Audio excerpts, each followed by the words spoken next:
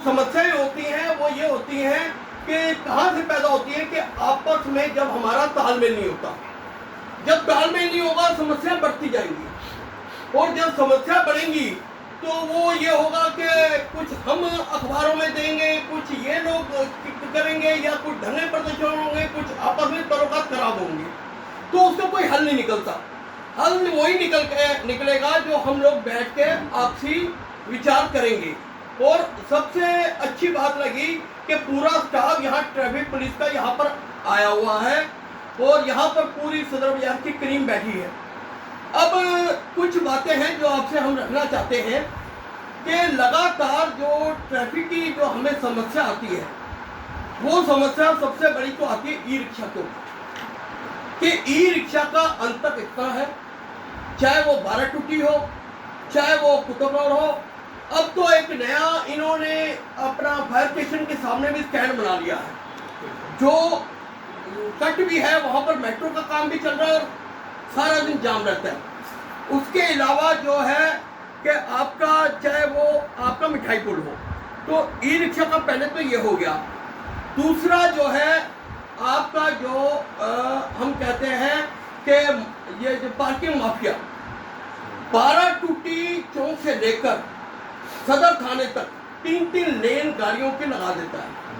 वो ऐसी लेन लगा देता है कि जिसमें आने वाले समय में कि किसी को आना हो जाना हो, लगभग ये समझ लो ट्रैफिक जाम तो एक अलग समस्या है, उसमें आपराधिक समस्याएं भी बढ़ती हैं, आपराधिक घटनाएं भी होती हैं। क्योंकि ट्रैफिक जब जाम होगा तो वो जो खटकर ग्रुप हो गया या दूसरे हो गए या किसी प्रकार के भी हो गए, वो उन चीज़ों का फायदा उठाकर बैग छीन के ले जाएंगे, किसी का कुछ कर देंगे, जाम कर लेंगे।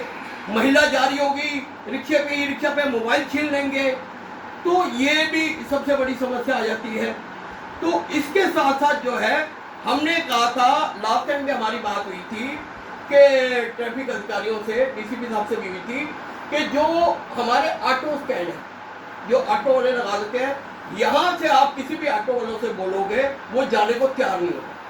वो ये कहता सामान है इतने पैसे लूँगा।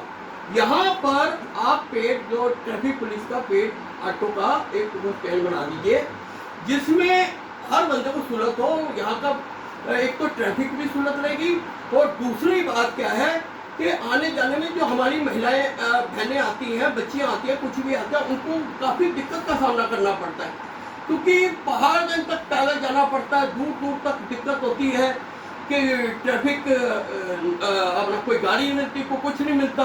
और जो ई रिक्शा का बताया तो उसमें वारदात हो जाती है, तो सामान होता है, कई बार कुछ होता है।